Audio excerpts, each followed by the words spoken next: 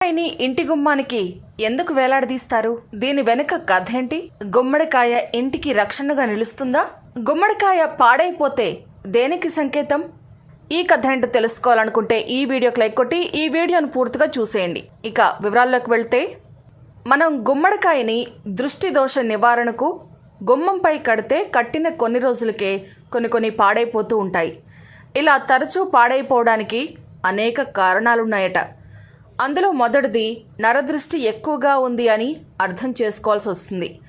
ఇంకొకటి ఆ ఇంటిపై నకారాత్మక శక్తి ఎక్కువగా ఉన్నదని కూడా భావించాలి.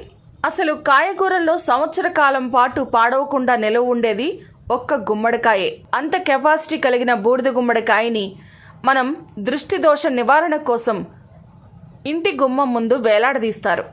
నరదృష్టి తగిలితే నాపరాయి కూడా పగిలిపోతుంది అని మన పెద్దలు చెబుతుంటారు.